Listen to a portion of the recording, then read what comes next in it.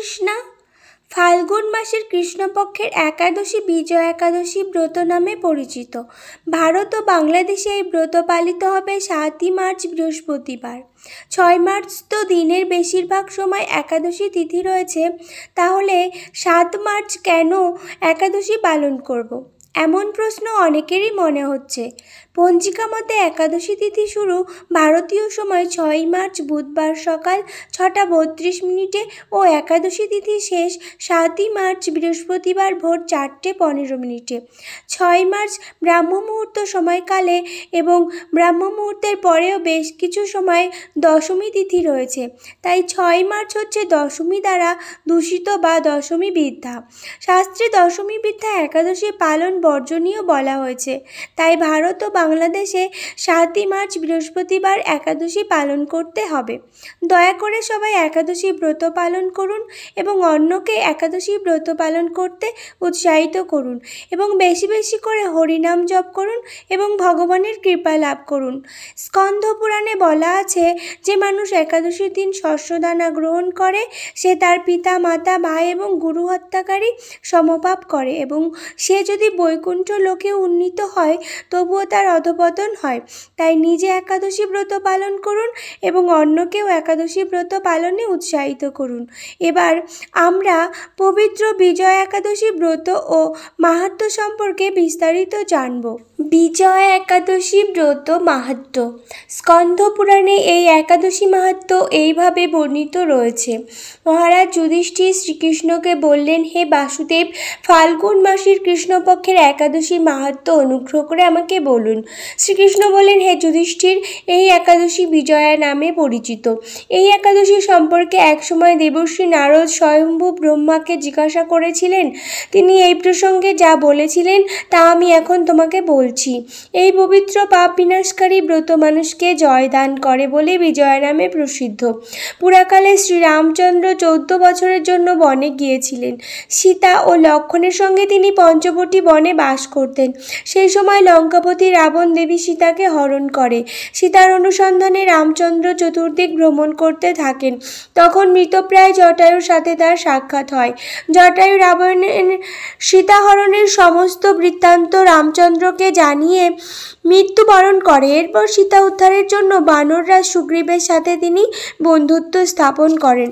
ভগবান রামচন্দ্রের কৃপায় হনুমান লঙ্কায় গমন করেন। সেখানে অশোক বনে সীতা দেবীকে দর্শন করে শ্রীরাম প্রদত্ত অঙ্গুরীয় অর্থাৎ আংটি তাকে অর্পণ করেন।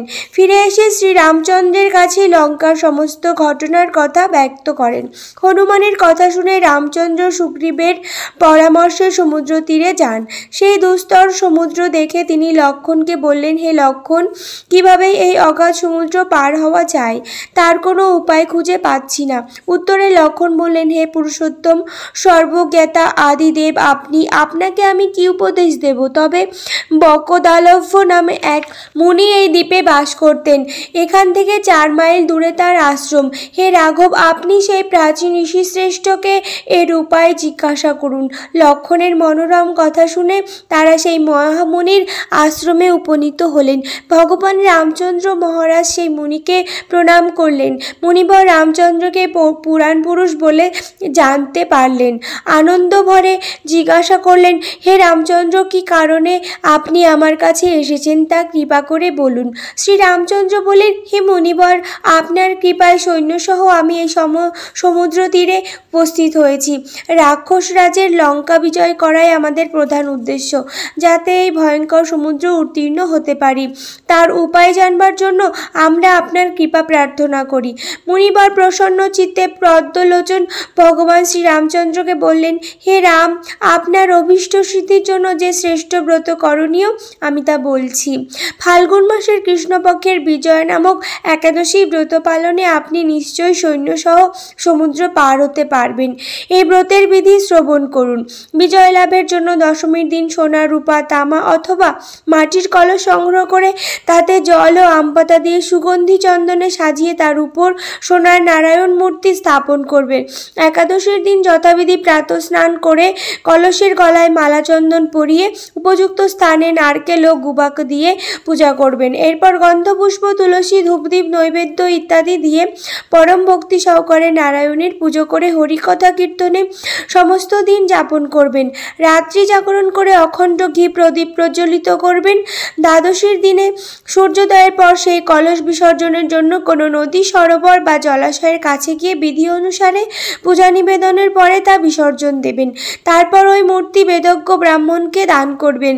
এই ব্রত প্রভাবে নিশ্চয়ই আপনার বিজয় লাভ হবে। ব্রহ্মা বলেন, হে নারদ, ঋষির কথা মতো ব্রত অনুষ্ঠানের ফলে তিনি বিজয়ী হয়েছিলেন। সীতাপ্রাপ্তি, লঙ্কা জয়, রাবণ বধের মাধ্যমে শ্রীরামচন্দ্র অতুল কীর্তি লাভ করেছিলেন। তাই যথাবিধি যে মানুষ এই ব্রত পালন করবেন তাদের এ জগতে জয়লাভ এবং পরজগতে অক্ষয় সুখ সুনিশ্চিত জানবে। হে যুধিষ্ঠির, এই কারণে এই বিজয়া একাদশী ব্রত পালন অবশ্য কর্তব্য। এই ব্রত কথা শ্রবণ কীর্তন মাত্রেই বাজপেয় যজ্ঞের ফল লাভ হয়। হরে কৃষ্ণা, জয় রাধে রাধে। ভিডিওটি শেয়ার করে সমস্ত কৃষ্ণ ভক্তের কাছে পৌঁছে দেবেন। ভালো থাকবেন সবাই।